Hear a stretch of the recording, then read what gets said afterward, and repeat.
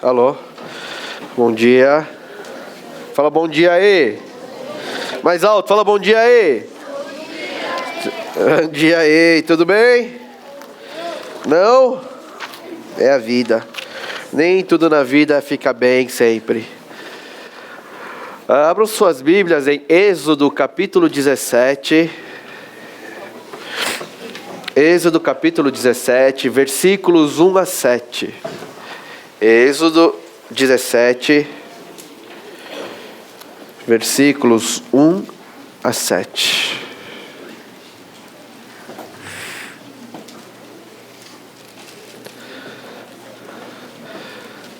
Êxodo 17, versículos 1 a 7. Gastem 2 minutos lendo em silêncio. Em silêncio, meninada bonita do meu coração. Leiam em silêncio, tá? E a gente vai fazer uma reflexão sobre essa passagem nessa manhã.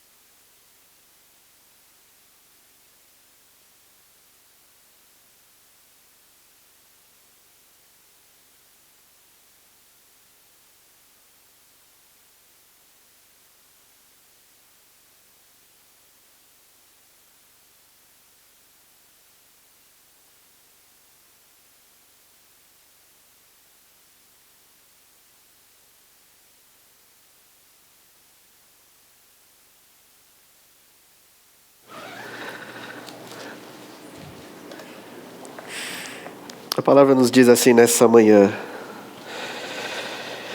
toda a comunidade de Israel partiu do deserto de Sim, andando de um lugar para o outro, conforme a ordem do Senhor. Acamparam em Refidim, mas lá não havia água para beber. Por essa razão, queixaram-se a Moisés e exigiram: dê-nos água para beber. Ele respondeu: por que se queixam a mim? Por que colocam o Senhor à prova?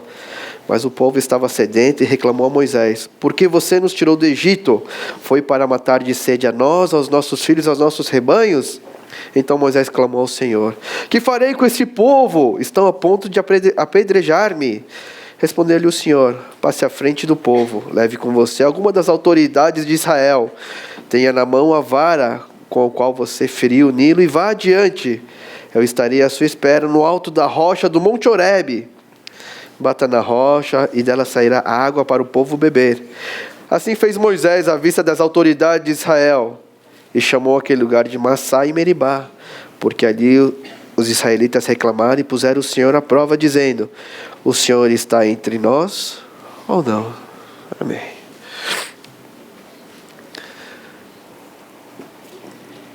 Eu vi um post no Face que parecia que era uma formatura, né? Era uma formatura, e era a formatura de uma menina chamada Damares, né?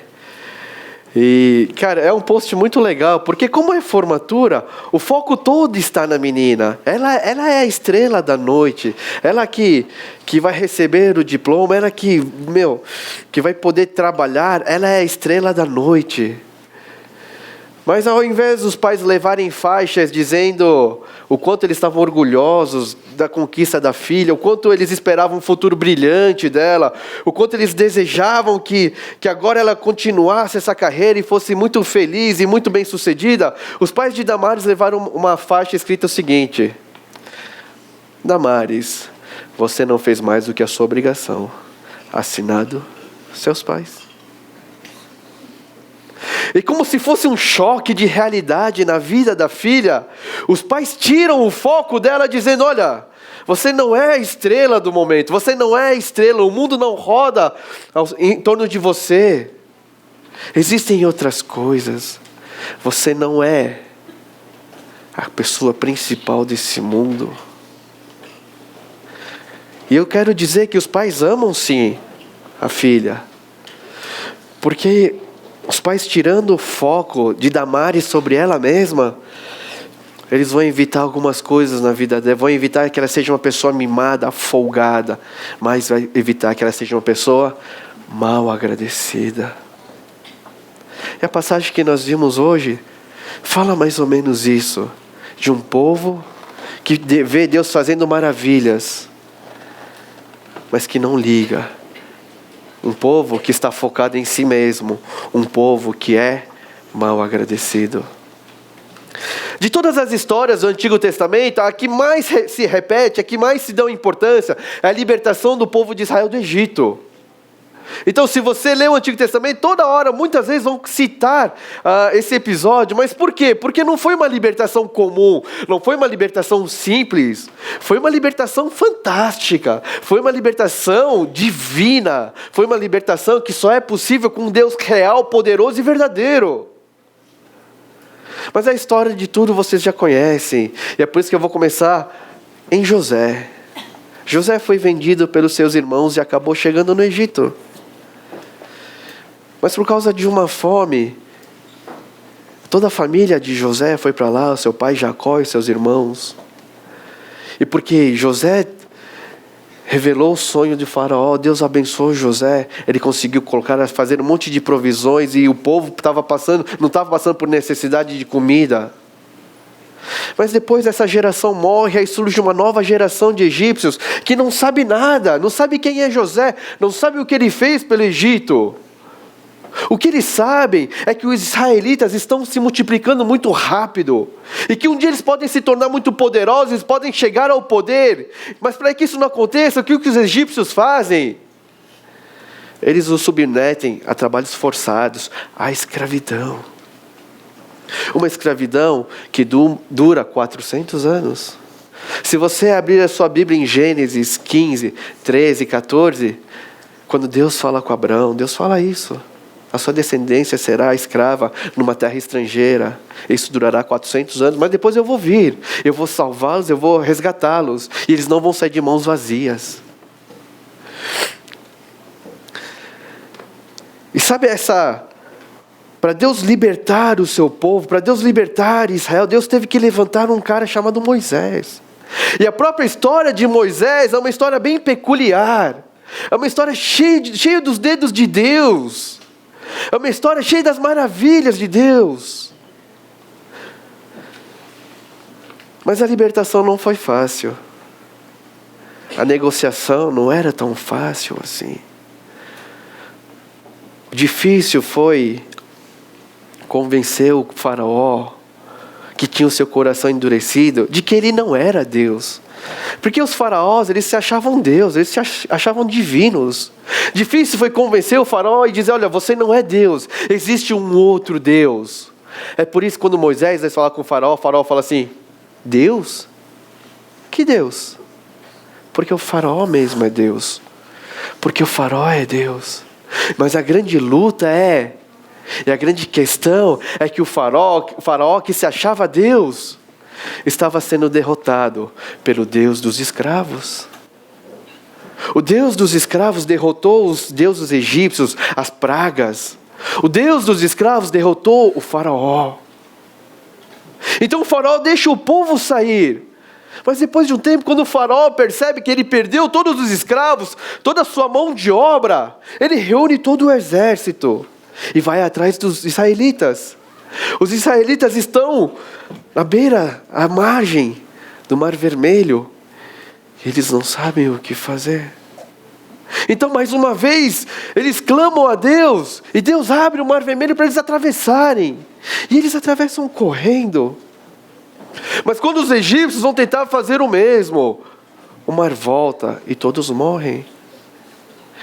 E os israelitas, ao verem que todos morreram, eles cantam um cântico de louvor ao Senhor.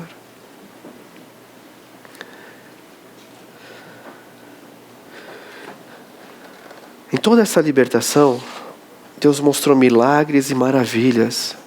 Em todo Em toda essa ação de libertação do povo, Deus mostrou coisas maravilhosas e fantásticas, coisas divinas. Mas todas essas coisas ficaram para trás, eram meras lembranças, não eram nada. Por quê? Porque logo depois eles já vão começar a reclamar. O povo já começa a reclamar, na verdade eles já estão reclamando há muito tempo. Quando Moisés vai lá libertar o povo, ele fala com o faraó, o que o faraó faz? Olha, se vira agora, você pega, juntem as palhas e façam tijolos. E os israelitas falam para Moisés, cara, a culpa é sua, Moisés. Você atraiu o ódio do faraó e dos seus conselheiros sobre nós. Quando eles estão às margens do Mar Vermelho, e o exército está vindo, eles falam para Moisés, foi por falta de túmulos que você nos trouxe até aqui para a gente morrer? Eles sempre estão reclamando. Quando eles atravessam o Mar Vermelho, quando depois de cantar o cântico de louvor, eles chegam em Mara, onde a água é amarga, eles dizem a Moisés, nos dê água! Nos dê água, você quer nos matar de sede? E eles reclamam de novo. E um pouco mais eles reclamam, onde está o pão? Onde está a carne? Ah, quem dera Deus tivesse nos matado no Egito, onde a gente se sentava ao redor das panelas e comia carne e pão à vontade. Quando chega em Refidim, eles estão reclamando, nos dê água, não temos água, nos dê água. E querem apedrejar Moisés. E todas as coisas que Deus fez, todas as maravilhas que Deus mostrou, não passam de nada. Ficam no esquecimento, são coisas invisíveis para eles. Por que isso acontece? Porque desde o início do plano de libertação de Deus para o povo de Israel, Israel estava focado em si mesmo. Os israelitas viviam focados neles mesmos. Neles mesmos. Eles eram o foco de tudo. Eles eram a estrela do momento. Eles eram tudo.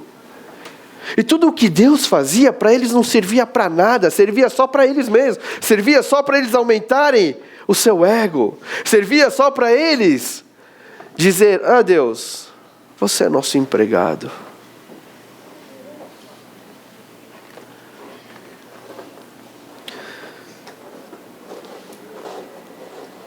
Como o povo é focado em si mesmo, como o povo é focado só no seu bem-estar, nas suas pequenas coisas, matar a fome, matar a sede, ele não consegue ver Deus fazendo as suas maravilhas. Eles não enxergam que Deus está cumprindo a sua promessa. Eles não enxergam um plano superior de salvação, de libertação. O que eles enxergam é fome e sede. O que eles enxergam é o calor, é o desconforto. O que eles enxergam é que eles não estão bem, eles não estão sendo tratados bem. Por quê? Porque eles estão desconfortáveis, porque as coisas não estão saindo da maneira que eles achavam que ia ser. E a grande questão de tudo isso é, por que cargas d'água? Por que cargas d'água? Eles vão continuar assim até o final. Por que focar em si mesmo? Por que estar focado em si mesmo? É algo tão perigoso, é algo tão diabólico. Quando nos focamos em nós mesmos, quando o povo focou em si só, ele deixou de ver as maravilhas de Deus, ele deixou de reconhecer Deus, ele deixou de agradecer a Deus. O povo não agradece a Deus. Eles agem como se eles fossem merecedores de tudo aquilo. Agem como se eles fossem merecedores de ser testemunha das maravilhas que Deus está fazendo. Eles agem como Deus tivesse a obrigação de libertá-los. Agem como se Deus tivesse a obrigação de alimentá-los, de matar a sua sede, de guiá-los. Eles agem como se eles fossem donos de Deus. Por quê? Porque eles são focados em si mesmos. Eles são eruditos de si próprios.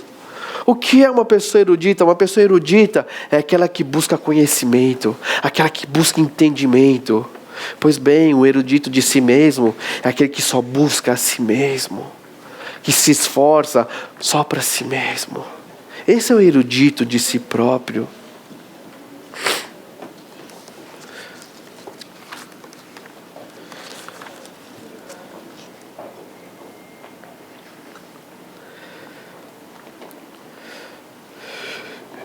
E como eles vivem focados neles mesmos, eles não conseguem nem olhar para a pessoa que Deus levantou como líder para guiá-los,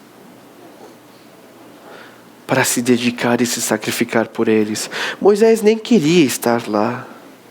Moisés não queria estar lá. Moisés relutou e lutou com Deus porque ele não queria estar lá.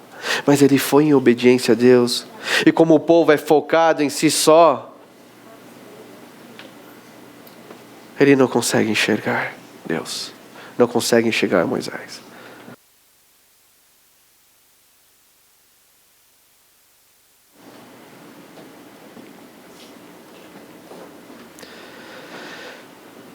Eu tenho 3 filhas. A Bebel está aqui hoje, a do meio. Mas eu tenho uma filha pequenininha de 2 anos, a Annalise.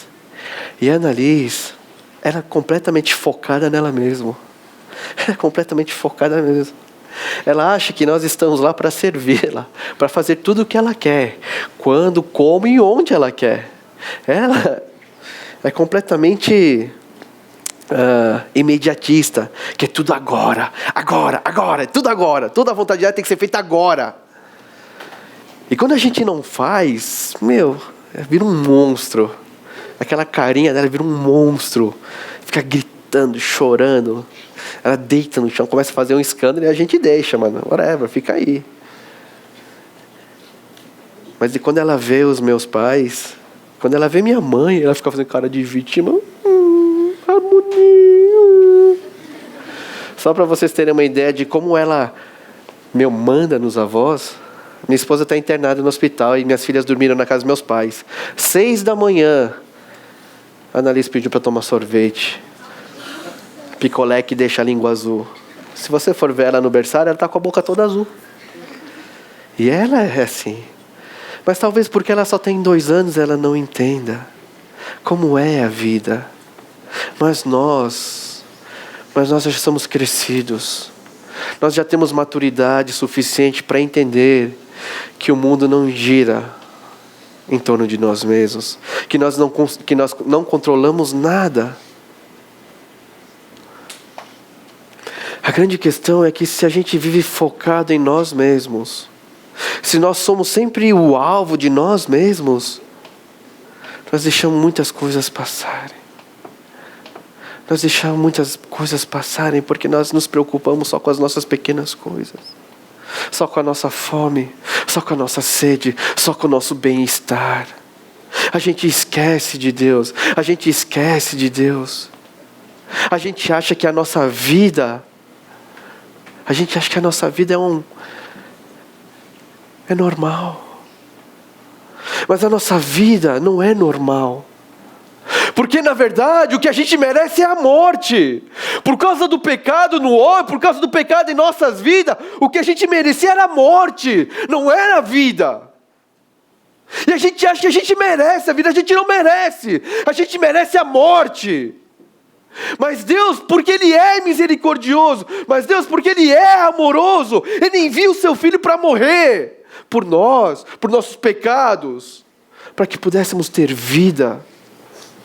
Mas a gente não liga para isso. A gente acha que a gente merece a vida, a gente não merece. A vida é graça. É graça, é Deus que dá, porque Ele quer dar. A gente não merece a vida que a gente tem. O que a gente merecia era a morte. Mas como a gente é tão focado em nós mesmos, a gente acha que a gente mereceu a vida. Mereceu tudo que a gente tem, as nossas roupas, as nossas casas, a nossa comida, a nossa escola. E sabe qual é o pior? Quando a gente é focado em nós mesmos, nós esquecemos os nossos pais. A gente não olha a dedicação deles, o esforço diário deles para prover comida, casa, escola, roupa. A gente não está nem aí. E a gente tem capacidade de exigir mais coisas deles. Por quê? Porque somos focados em nós mesmos. Porque só olhamos para nós mesmos. Olhamos só para as nossas vontades. E não dá para ser assim. Não dá para ser assim. Você não é o centro do universo. Se seu pai te falar isso sempre, é mentira. Você não é o centro do universo. A vida é dura. A vida é dura. Tudo o que você tem hoje é fruto de muito esforço dos seus pais. Muito esforço.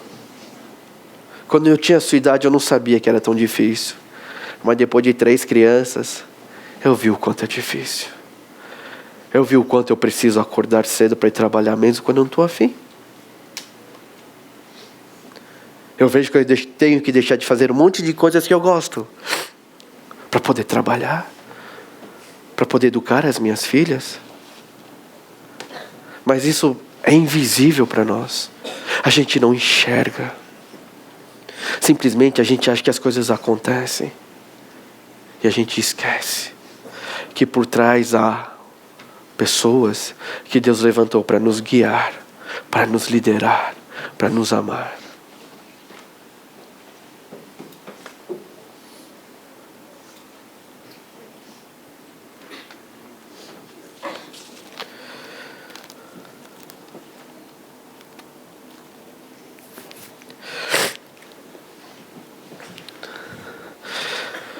Mas o estar focado em nós mesmos nos traz um grande outro problema. Um grande outro problema foi feio. Um outro grande problema.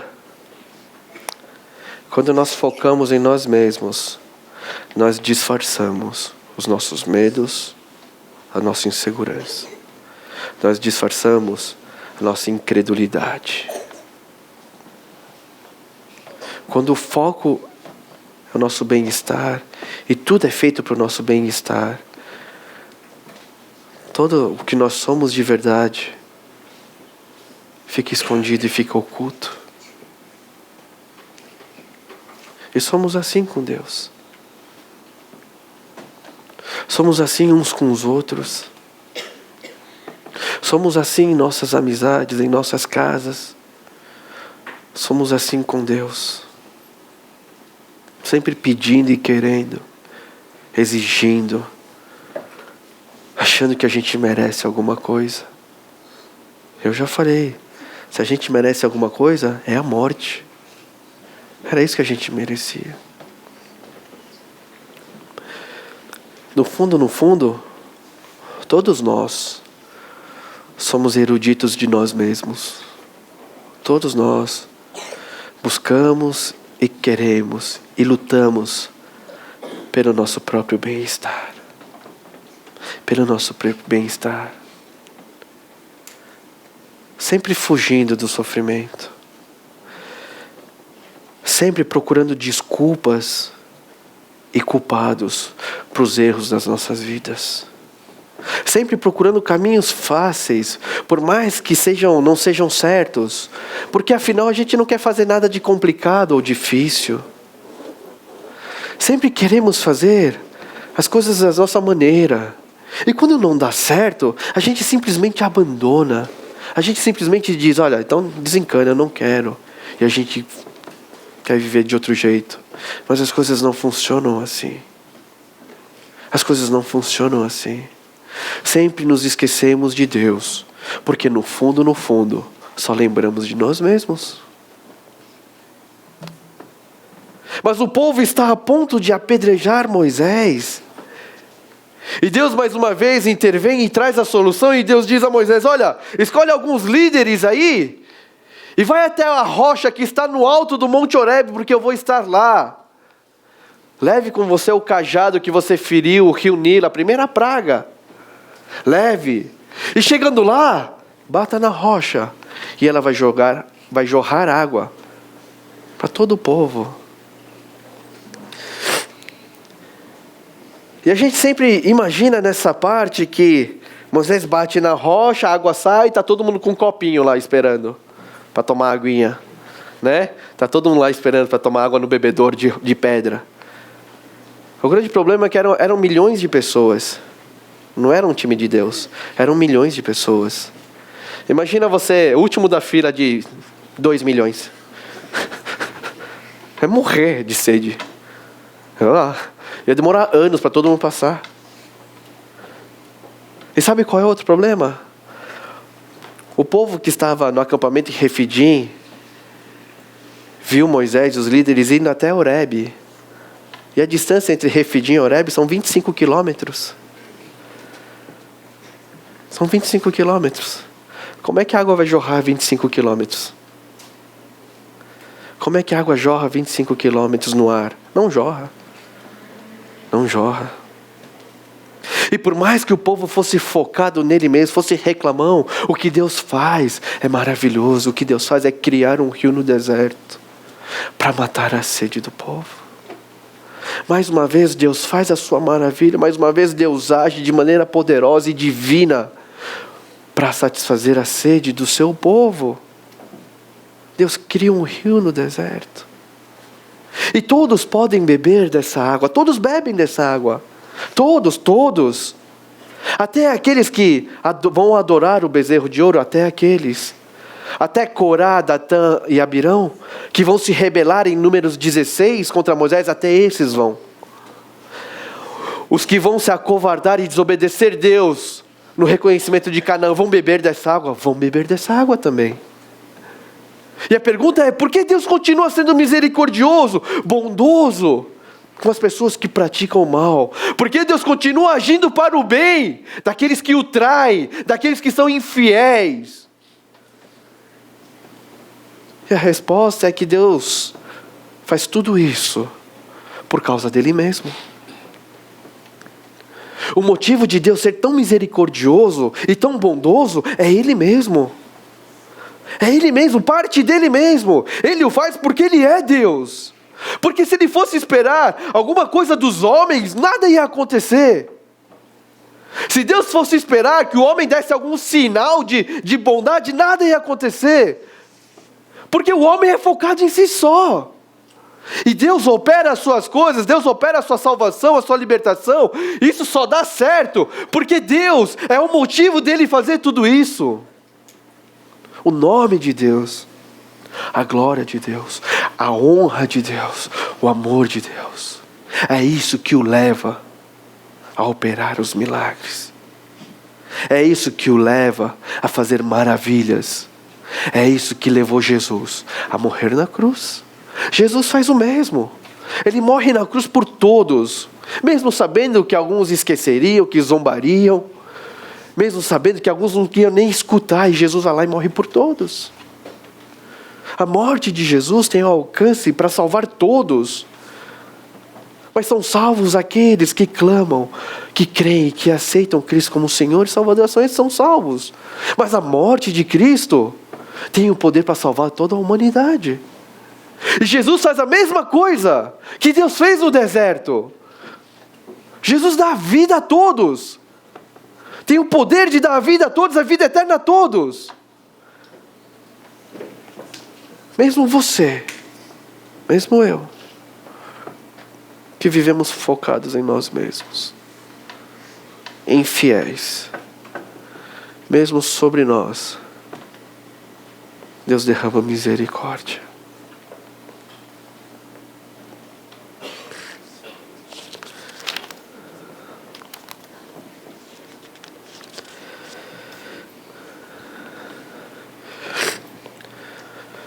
Precisamos desligar os holofotes sobre nós mesmos. Precisamos parar de focar em nós mesmos o tempo todo. Eu não estou falando que você tem que se odiar daqui para frente. Eu me odeio, eu sou feia. Eu sou feio. Eu sou porô. Sabe? Não é isso. Mas eu estou falando que você tem que ter o foco no lugar certo. Em Deus. Porque se você não tiver o foco em Deus, todas as coisas maravilhosas que Deus fizer na sua vida, você não vai nem ver. Você vai achar que você merece tudo aquilo e você não vai ver graça. Deus não vai ter graça nenhuma. É tudo merecimento, é tudo Deus pagando o salário. Mas não é. Tudo o que acontece na sua vida, a sua própria vida, é graça de Deus. É graça de Deus. É pela graça de Deus que você está aqui. É pela graça de Deus que você tem os seus pais. Que você tem tudo o que você tem, é pela graça de Deus. Não é porque você merece ou porque você fez alguma coisa. Mas é porque Deus quis dar. Porque Ele é Deus. Porque Ele é Deus. Assim como aquela faixa dos pais de Damares foi um choque de realidade para essa menina sair do foco do mundo da fantasia, a cruz é um choque de realidade para todos nós. A cruz de Cristo é o choque de realidade em nossas vidas, para nos mostrar que não somos nada, que não merecemos nada, não merecíamos nada, merecemos a morte. Mas Deus, porque Ele é Deus e porque Ele quis, nos dá vida.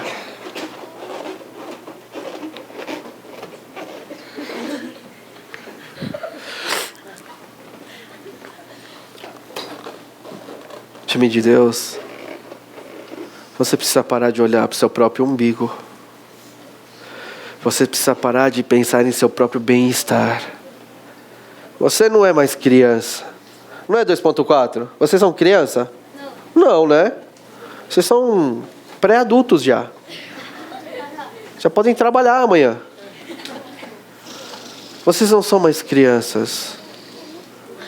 Você já tem maturidade suficiente para saber que existe um esforço colossal por trás de todas as coisas que você tem. A sua própria vida, de você estar sentado aqui, teve o esforço de um Deus Todo-Poderoso. A vida eterna que você tanto deseja e tanto canta, teve um preço a ser pago.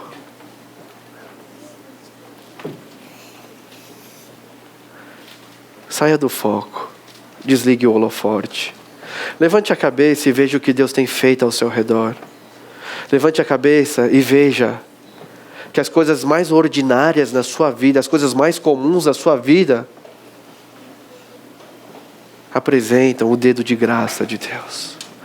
O dedo da graça de Deus estão em todas as coisas na sua vida, mesmo as mais comuns. Mesmo nos seus pais, que vocês brigam e xingam tanto, e exigem tanto deles. A graça de Deus está lá. Mas a gente nunca vai enxergar. Porque achamos que só nós temos graça. Que só nós merecemos. Quando estamos no foco, viramos tiranos. Viramos folgados, mimados, mal agradecidos. E viramos tiranos. Tiranos de querer fazer tudo do nosso jeito. Tudo tem que cooperar para o nosso próprio bem. Mas não é assim. Porque a gente tem que sair daqui lembrando, o que eu quero que vocês lembrem dessa reflexão, é que por trás de tudo que você tem, por trás de tudo que você é, existe o esforço de muitas pessoas. Existe o esforço de Cristo Jesus na cruz. A cruz é o choque de realidade. Deus pode estar criando rios no meio do deserto na sua vida e você não está vendo. Deus pode estar fazendo maravilhas na sua vida e você não está vendo. Tire o foco de você mesmo. Coloque o foco em Deus. Aí você vai começar a enxergar não só você mesmo, mas todas as pessoas que te cercam. Na escola, no trabalho, em casa. Assim como eu sempre pego no pé de vocês para vocês fazerem. Mas isso só é possível quando o foco não está em nós mesmos. Querer ser mais íntimo de Deus, querer ser mais como Cristo, não é possível quando nós somos o foco. Tudo isso só é possível quando o foco é Deus, quando o foco é Jesus. Então, meus queridos do time de Deus, desliguem os holofotes, vira eles para Deus e liga de novo, para você poder enxergar as maravilhas que eles têm feito. Na sua vida tão comum, na sua vida tão ordinária, existe um Deus que não é comum. Existe um Deus que não é fraco, mas é todo poderoso, que age na sua vida, simplesmente porque Ele quer agir, por graça e por amor a você. Vamos nos levantar, vamos ter um momento de oração.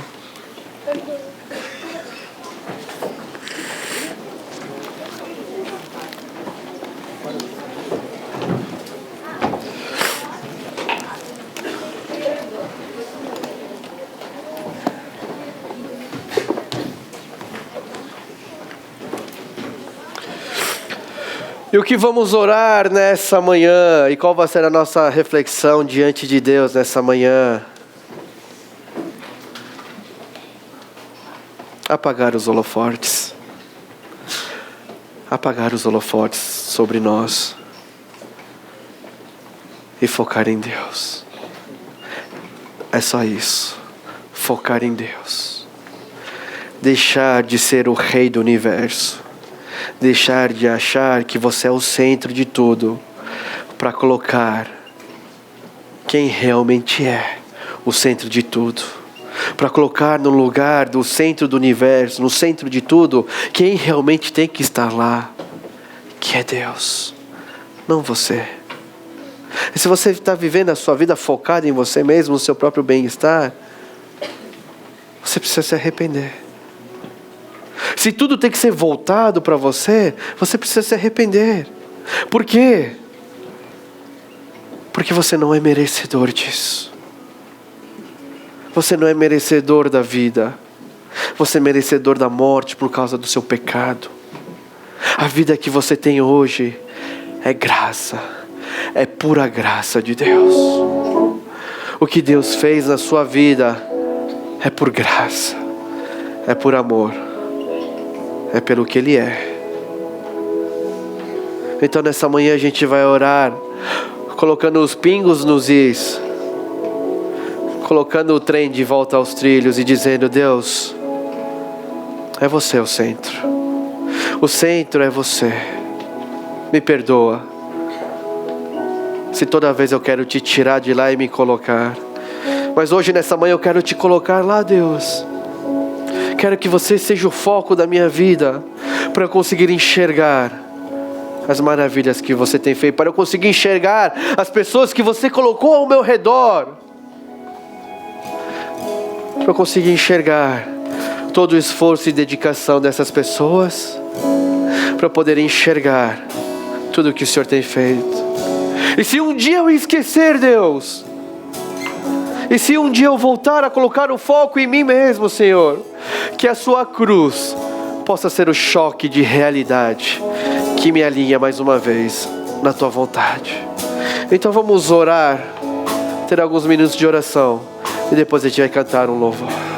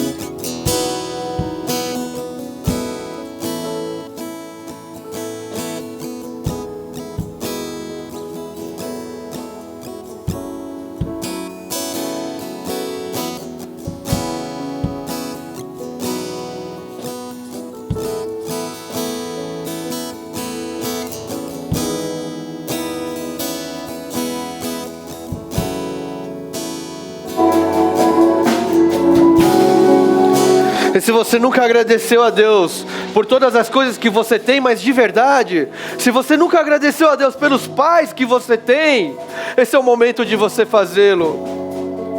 Você agradecer a Deus, porque ter pais como você tem é graça. E não importa como é seu pai, como é sua mãe, é graça. E se você nunca agradeceu a Deus, agradeça. E hoje, quando você sair daqui, agradeça a seu pai e a sua mãe por todo o esforço que eles têm tido e feito para criá-los.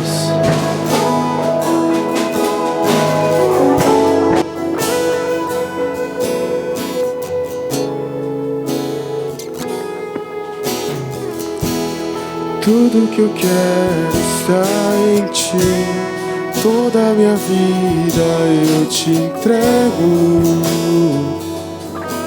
pois não há outro além de ti. Tudo que eu possa conquistar não se compara à tua presença, nem ao prazer de te adorar. Dias vêm, dias vão, e em meu coração só aumenta o desejo de te encontrar. Agradecido eu sou pelo que já recebi, mas não estou satisfeito. Eu quero mais te conhecer e prosseguir em te conhecer. Esse é o alvo da minha vida, Senhor. Te conhecer e prosseguir em te conhecer. Tudo que eu quero pra minha vida, Senhor. Tudo que eu quero está em ti. Toda a minha vida eu te entrego, pois não há outro além de ti. Tudo que eu possa conquistar não se compara à tua presença, nem ao prazer de te adorar. Dias vêm, dias vão, e em meu coração só aumenta o desejo de te encontrar. Agradecido eu sou pelo que já recebi, mas não estou satisfeito. Eu quero mais te conhecer e prosseguir em te conhecer. Esse é o alvo da minha vida, Senhor.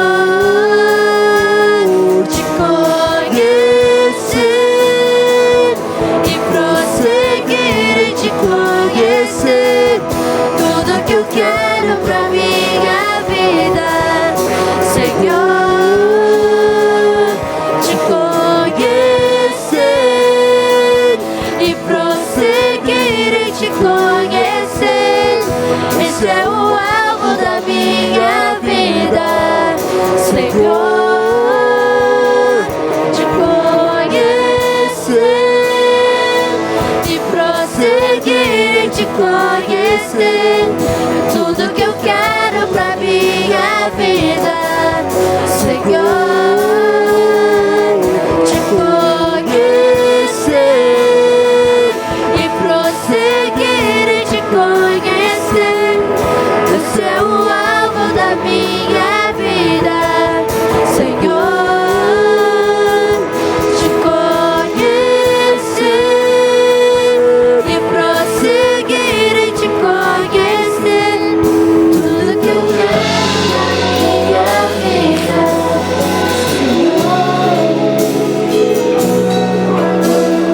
Senhor Deus, queremos te conhecer. Queremos que o Senhor seja o alvo da nossa vida. Queremos que o Senhor seja o tudo de nossas vidas, mas não conseguimos, porque mantemos o foco em nós mesmos o tempo todo, Deus. Perdoa, Senhor. E nessa manhã queremos voltar o foco para Ti, Deus, porque queremos Te enxergar as coisas que o Senhor tem feito, as coisas que o Senhor fez. Queremos enxergar as pessoas que o Senhor coloca ao nosso redor. Queremos enxergar os nossos pais. Queremos enxergar os nossos filhos. Queremos enxergar os nossos amigos. Queremos enxergar aqueles que trabalham conosco, através do Teu foco, Deus. Deus, obrigado, porque É pela Tua graça que temos vida.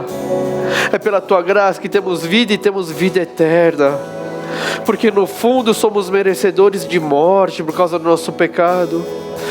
Mas obrigado, Jesus, porque a Tua obra naquela cruz nos dá vida.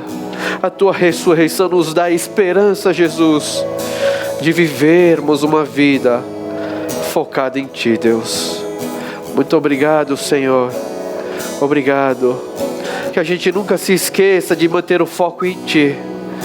Mas se um dia a gente esquecer e voltar o foco em nós mesmos mais uma vez, Deus, que a cruz de Cristo Jesus, possa ser o choque de realidade que nos alinha novamente a Ti. Muito obrigado. É o que nós te pedimos e oramos em nome de Jesus. Amém. Sente aí, diga a pessoa do seu lado: nossa, hein?